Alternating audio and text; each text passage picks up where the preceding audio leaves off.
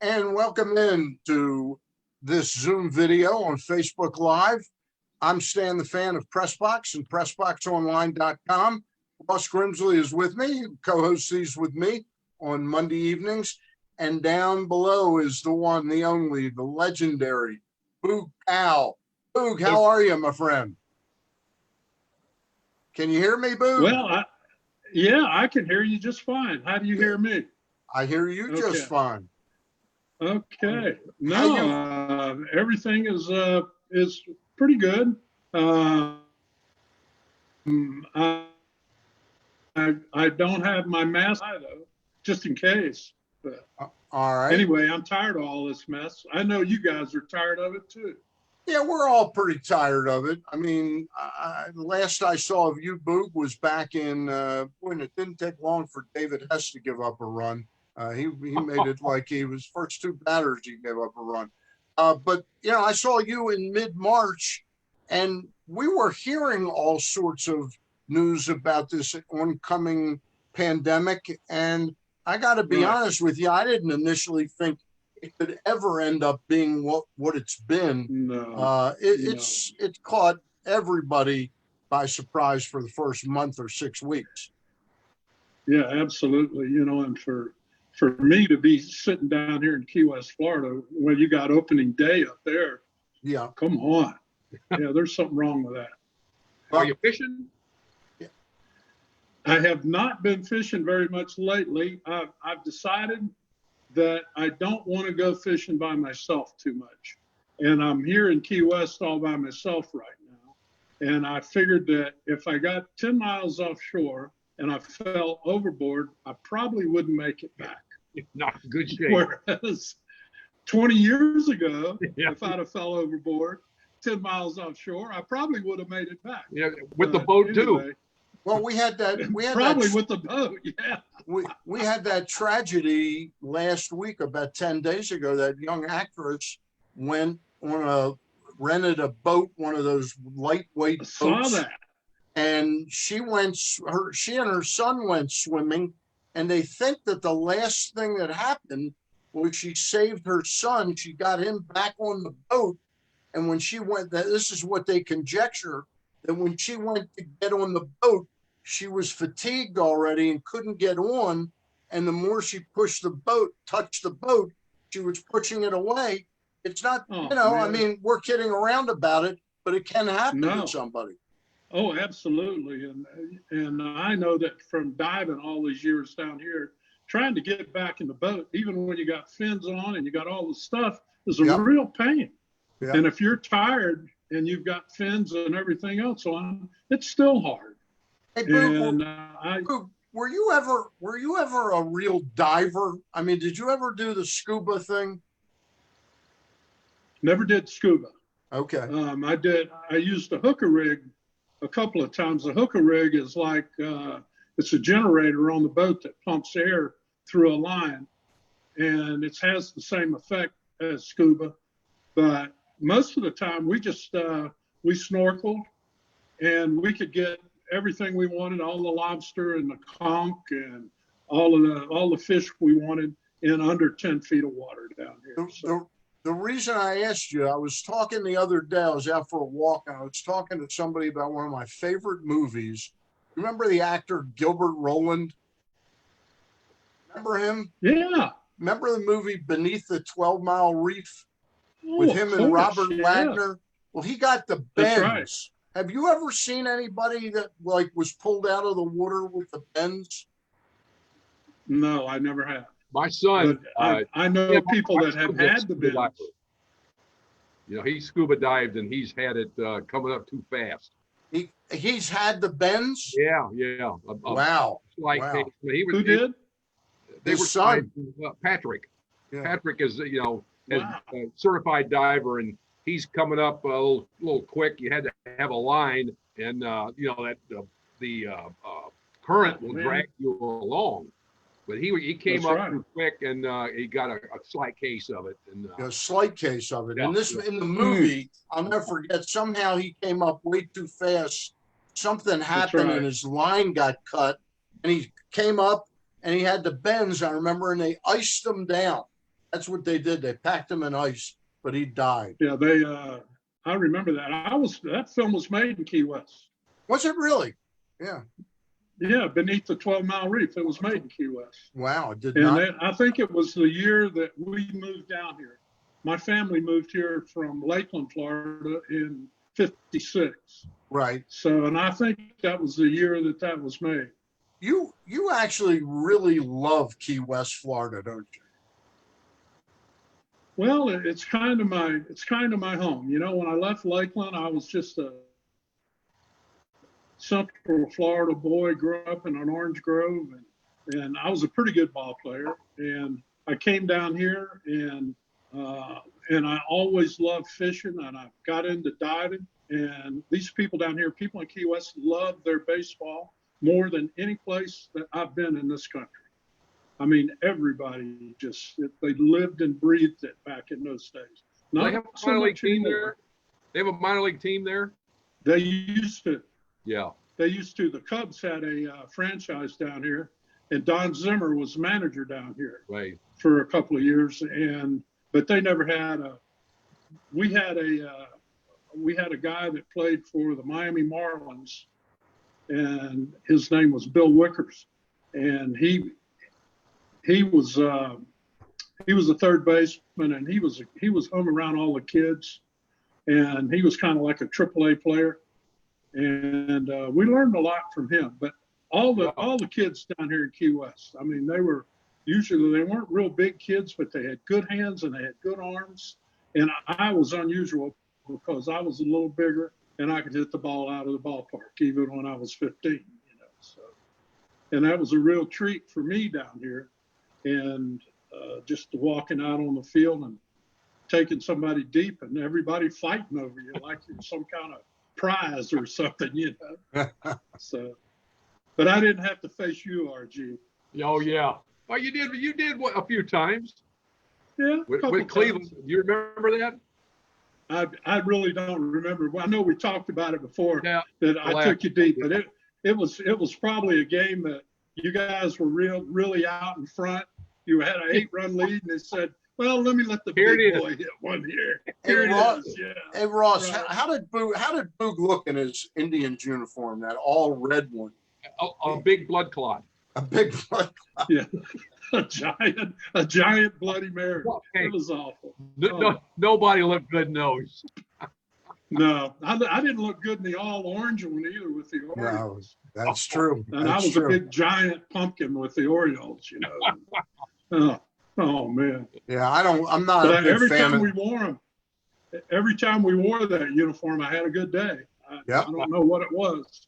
And But knowing I'm kinda glad Earl, we didn't have to wear it every day. if you won wearing it, you were going to wear it again very shortly. Yeah. That's Yeah. right. We're gonna wear it out. Yeah, right.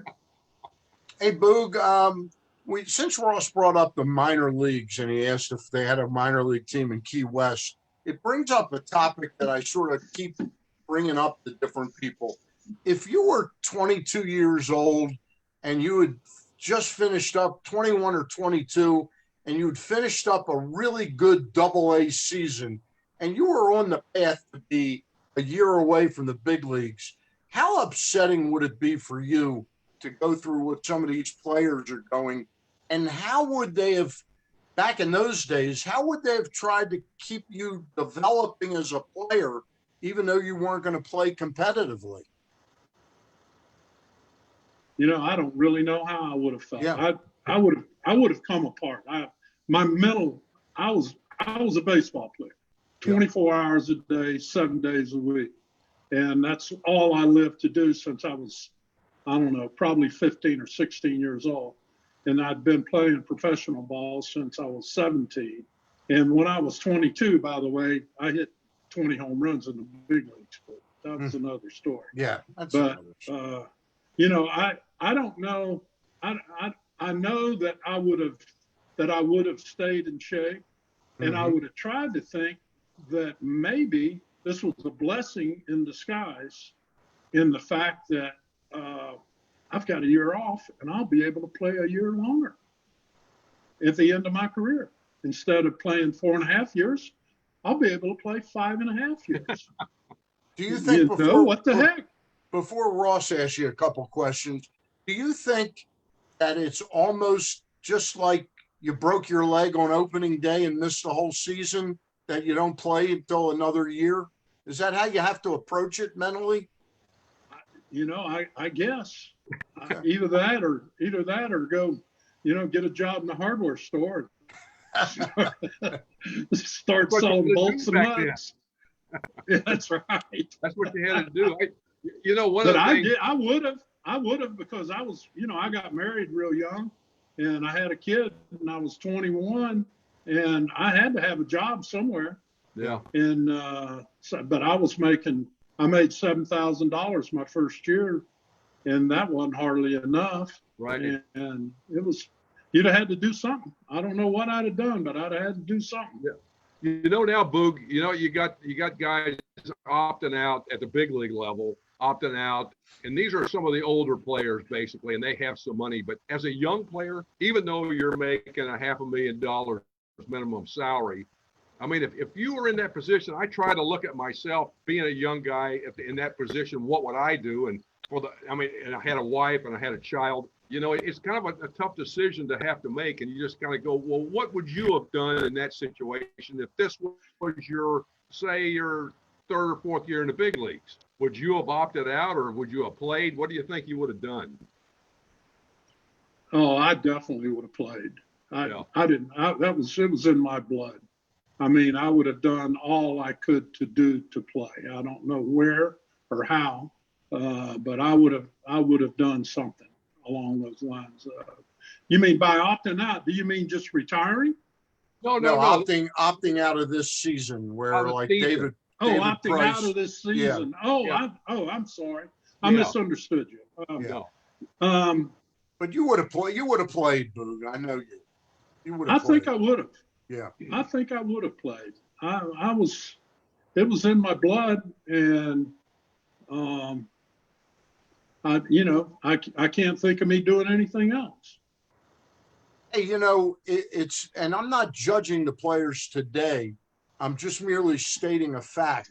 Back when you played, Boog, and before that, and even for 15, 18 years after you retired, if your wife was having a kid and you happened to be in Chicago, it was kind of like tough luck. She's going to have the baby by herself. Now today you have like Mike Trout, who makes $35 million a year, and he's saying, I want to be with my wife. So I'm not judging that as wrong, but boy, that didn't even come into your way of thinking back then at your day. No, it's definitely right. And my son, JW, was born on the 25th of June, and we were in Los Angeles. And I was with Jerry Adair, and we had finished the game, and he was born right at 10 o'clock on the 25th. And I got the message. And of course, I didn't have anybody except Jerry Adair go across the street, and we had a beer. And, I talked to Jan and everything else. And that was tough. And I told JW that the other day, and I didn't have any choice, or I would have been with your mother when you were born. Right. And it was the same with my daughter, Jill, who was born on June the 4th. And I was out of town somewhere. I don't remember. But so back in those days. So you were pretty You would busy. have been considered, they wouldn't let you go. You were pretty That's all there was to it. I mean, you could go, but it's probably going to cost you a day's pay, and it's going to cost you airfare and whatever. I mean, I don't know. I guess I didn't even. Didn't ask. I never asked. I guess I'm asking. Right. I guess I'm asking to be a little funny. Did you ever think like, hey, if we make Whoopi tonight, you might have a kid in June, or we might have a kid in June. Let's hold off for 3 months so we can get a baby born in October. Sure. When I was 19 years old, are you kidding me? Let's do the deal, babe, and we'll worry about it later. Right, exactly. Oh God, it's a pleasure. Hey Boog, what we'll talk a little bit about the game coming this year, the baseball overall. With no fans in the stands, and they got the cardboard cutouts of people. I saw that. The stands. You got the pumped in crowd noise. How do you think that's going to affect? How's that going to impact the game and the players, if any? Well, what's your thoughts on that? I think that, I can honestly and truly tell you that when I stepped in the batter's box, I don't remember a sound. I don't remember hearing anything when I was inside of my little world there. But when I got out of there, like when I was holding a runner on first base or, and then later on in my career, the fans started booing me. Some were really me and some were saying my name. And, I picked up on that a little bit. But when I got in the batter's box, nothing. I didn't hear any noise. I didn't hear any sound. I didn't know anybody was in that ballpark except me. Did you ever hear the noise of Earl Weaver working an umpire when you were up at the plate, or you were able to drown that all out too? Sometimes when I would step out of the box and I could hear him screaming, and I would go back in the dugout and I says, Earl, you're costing me pitches. He says, no, he says, I'm getting you pitches. He says, they're going to start giving you pitches. Yeah, you kidding me. I mean, if it was 6 inches outside or 8 inches outside, strike one, and it didn't matter. So you better get to hacking. Yeah. So I don't think that worked really, honestly. One of the things you said, you're able to, I think most of the players that can shut out what's going on, even as a pitcher, I mean, that just comes from preparing, for. No, that's right. You can, I mean, the Hall of Fame guys can do that a lot, it's really tough. No, that's right. To lock in and just be at tunnel vision. That's when you're some of your best years, and you talk to a lot of guys, where you can tunnel vision and just block everything out, not hear a word, but just be able to focus on what's going on. And I'll tell you, the more the better guys, the better players do that more often. It's a tough thing to do. There's no doubt. There's no doubt. I mean, when you think of, some of the standing ovations and stuff like, Cal used to get there all the time, and Eddie and all the guys. I mean, there was a lot. It seemed like it was a lot more going on during that period. And, I take my hat off to them for just blocking it out. Really? But I understood it. I did understand it because I don't think a lot of people understand that they don't, that comes, it's really tough to do. And like I said, the better players do it more often, but that's something else to be able to do that, especially the great players that get a lot of the noise. I don't know if I was a fan. Do people have to pay for those cardboard cutouts they put up in the stands? I don't know, but in Korea, they had the sex dolls sitting in the stands. They made it real. Well, I was out there at that game that a few years ago when the Orioles didn't have anybody in the stands. Right. I don't remember what was that all about. That was after the Freddie Gray, the outcome after Freddie Gray died in police custody, and then they played the game. It was. I was at the ballpark that day. Yep. I mean that was strange. Yes. It's strange when you're sitting there. I don't know about when you're actually playing. But it was really strange when I was sitting there in the stands. It's like those 10 o'clock B games we played. That's right. Get it over with, get your swings and pitches in, and get the hell out. Those B games, so we can go to the golf course. Yeah. I'm trying to think back in your career, Boog.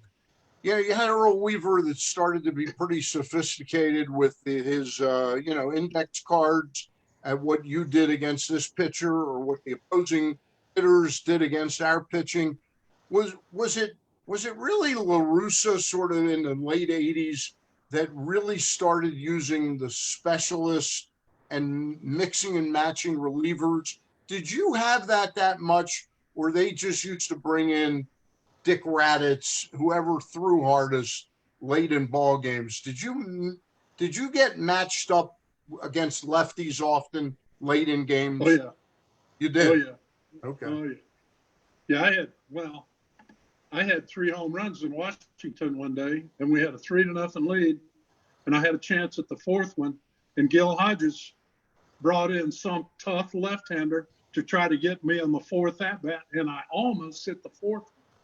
But, somebody brought in left-handers all the time to face me late in the game, and if I was going good, it really didn't matter too much because I hit 290 against left-handers in my good years.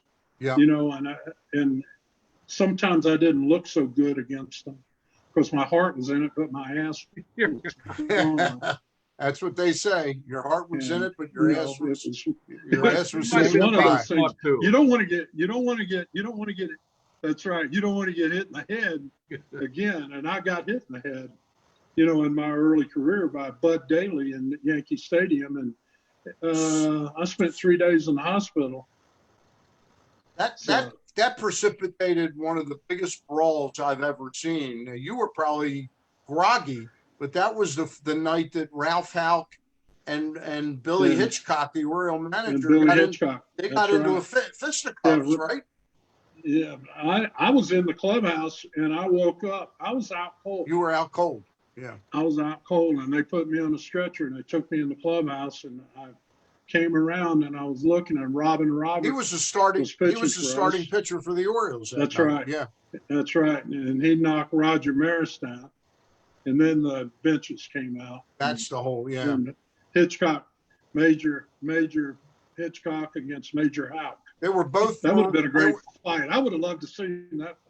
They were both Marine Corps guys, right? They were both Marines. Both of them, yeah. Both of them tough as hell. You didn't want to mess with either one of them, really. Yeah. But the one you really didn't want to mess with was Hank Powell. You didn't want to mess with Hank. Yeah. He was a tough guy? Yeah. He was a tough guy. Okay. Yeah. Did not know that about him. He was a 50 caliber. He carried a 50 caliber machine gun in WW2. So. Wow. Yeah. Did he ever bring it into He was a tough guy. Did he ever bring it into the locker room? No, he didn't talk about it very much. Yeah. Once in a while we'd run into him somewhere, but Hank always had rules, and one of his rules were, if you ever come into a bar and I'm in there drinking, don't leave. Come in, buy me a drink, and then leave. Yeah. And that was his deal, so. But he was a great guy. Yeah, he was a great guy. Hey, Booger, this summer, we're already in the midst of this summer. I mean, it's, and getting to be late July. You miss talking to the fans at Camden Yards? Terribly. Yeah. I really do. Yeah. Man, there's just something missing in my life, and I wake up early and I said, I got to get ready to go to the ballpark. No, I don't have to go to the ballpark today. Okay. But I used to look forward to that so much, standing out there and just BSing with everybody. And hi, how you doing today? And my regulars come by all the time. And you'd come by every now and then and have a sandwich. A free sandwich. A free sandwich. Well, a free sandwich. If I liked you that day. Boog, they're gonna, obviously they're gonna start the season here. Thursday or Friday? Yeah. Right. Who knows if it's going to make it to the end? I think that's a 50-50 crapshoot there. But rumor has it that, Toronto can't play in Canada. The Blue Jays can't play in Canada. So now they're looking for a place to play. That's right. And Camden Yards has been mentioned, sharing it with the Orioles. Pittsburgh at PNC Stadium. It looks like possibly they'll play in their AAA team in Buffalo if they get the lights situated there. All of that possibly. You've got 2 teams playing in Camden Yards. Anybody said anything to you about maybe if the fans are able to come back that you can have the barbecue place open? Anybody mentioned anything to you about it? So far, I haven't had a discussion with anybody about that. I'm sure that there's a lot of concerns. Yeah. And their concern would be with me too, because I'm 79 now. And I'm not a young spring chicken anymore. And you certainly aren't. That's right. So I'm in the dangerous group. Yeah. As far as getting the crud goes. Hey, and I don't know if that comes into consideration or not. be honest with you, I'd be there in a minute if they wanted me. Yeah. Yeah. There's no doubt. Hey, Ross, I miss doing it. that story about Buffalo, it sounds like they took the temperature of the Toronto players, and Yeah. the players have said they want to play in a big league Right. stadium. Correct. They don't want to go fooling around in a No. place. You know what's fascinating to me? Buffalo's a AAA town, and you Right. hear this all the time. Don't you think it would be worth $10,000 to the Toronto Blue Jays to install better lighting in their AAA stadium than Well, they have? Stan, that's one of the problems. They're talking about of eliminating course. 42 Yeah. minor league teams, and because of the conditions. Yeah. Believe me, I've been in most of the stadiums in the minor leagues during 31 years of coaching. There ain't 42 teams that have that bad of conditions, or your parent club would not send the prospects to those places. Right. So that to me is a crock. You know, you got to come up with something better than that. Now, obviously, maybe Yeah. to say that their AAA team, the lighting is not up to par. Well, I mean, wouldn't you do something? It's probably the equivalent of what major league lighting was when I first started Yeah, in the exactly. minor leagues. Yeah. Yeah. But it's playable. But I mean, it's Yeah. not. You know, but Oh, they, yeah. you know, it's. They should have seen some of the stuff we played at back in the early '60s, and in Appleton, Wisconsin, and Lincoln, Nebraska, Topeka, Kansas, and Keokuk, Iowa. Aberdeen, South Dakota. Aberdeen. Oh man! And how about facing Steve Dalkowski in Yeah. Keokuk at just about dark? Right. Hey, Booger, we'd be remiss if we didn't mention it again. We had you on about 12, 14 weeks ago when Ross and I started doing this. But this is the 50th anniversary of the World Series that the Orioles won, and you personally made Brooks Robinson a star. You want to talk about that a little bit, about how he gets gets all the credit for making those plays, but it was you at first base. Oh man, I was honored to walk out on the field with him. Come on, I was honored to dig those balls out of the dirt, and I was also honored. I got on him too, and I told him, I said, I want half of that car you got from Sport Magazine. He got a Corvette for winning the MVP of the World Series, and I said, I want half of it. If I don't come up with those balls, it's E5. So, and that's all there is to it. And he said, you're right. And I couldn't sit it off. You still didn't get the car. You didn't get the car. I still didn't get the car. You didn't get the car. Were you spurred on to make those plays by how fantastic his plays were? I mean, were you sort of seeing them and more amped up that I got to pick the scoop up because of that play? Yeah. I said, dang, I can't miss this one. I just can't miss it. And we hadn't played on artificial turf. I mean, we didn't have artificial turf, and I hadn't even played on it. Right. And both of those balls they could have been an easy hop, but both of them turned out to be an easy hop, but they could have stayed down on the ground, and I could have never put a glove on it. I mean, I just didn't know. And the more that I played on those fields like that, the more the ball would have stayed down. But one of the things that saved Brooksy is he had very little velocity on that ball. Right. I mean, and it made for that's right. If he'd had a good overhand heat, it'd have probably hit me right in the shin bone. Now he made 4 or 5 incredible plays. Was the Lee May one the best? Do you remember them in your head? Yeah. Oh yeah. Oh yeah. Was the Lee May one the best? Caught behind the ball he caught in foul territory behind third base was as good as you can do. Yeah. And come up with that and still make the throw and still get the guy at first base. I don't care if Hondo's running or Lee May's running or whoever's running it or me. If we're still, and you still make that play, that was a great play. That was just fabulous. How much of And this? let's don't forget though that he hit, Brooksy hit 3 home runs. I know. He drove in, I think, 6 runs, and he had just a great About series. 400, didn't he? I think over 500. It might be. It was a lot. Yeah. Yeah. The Orioles were down in that series like the first 3 games significantly. You guys had amazing comebacks in that World Series. Well, I got us on the board, I think, in that first game with a home run off of what was it, Gary Nolan. Yeah. Hit it to and let's go in the clubhouse. And I said, okay, boys, let's go. Come on. We can't lose to these guys. There's just no way we can lose to these guys. So, how much of the determination of that 1970 team was born of the just shattering loss to the Mets the year before? Well, there was really nothing ever really said. Nobody got up on a table and started screaming about how bad we were. And, we got to do better this year. Nobody said a word. But in between us all, I mean, you could feel it. I could feel it with Frank, and I could feel it with Brooksy, and I could feel it with Jim, and I could feel it with Davey and Blade and Booth and Blair.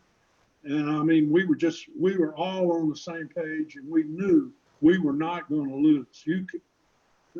We got beat that year before by a pretty good team, by the way. The Mets were not chopped liver. They had a pretty good team, but we had a great team. That might have been as good a team as I played for. I mean, was good years and everything. That was my best year personally in '69. Ross, you got one more for Booger before we let him go? Commenting on those guys, with the Orioles, when I got traded to the Orioles in the winter of '73, and those guys, the ones that were still there, and obviously the ones that were traded away, they never got down. They never did. And everybody knew their job and knew what they were supposed to do. And if you didn't do it that particular night, you did it the next night.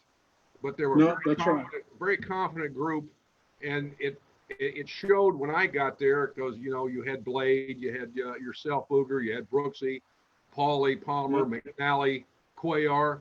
I mean, these guys were really.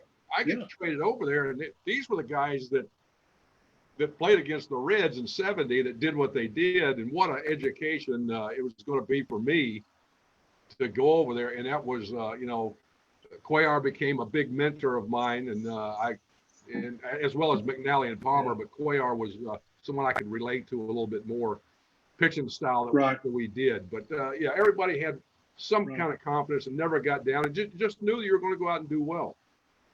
Yeah, I love Miguel. He was the best. And I used to sit out there, and I'd be over there at first base, and he'd make people look so funny swinging at that screwball. Yeah. And I'd just stand over there, and I'd be laughing, and he'd look at me, and he couldn't laugh, but he'd turn towards center field, and he would laugh.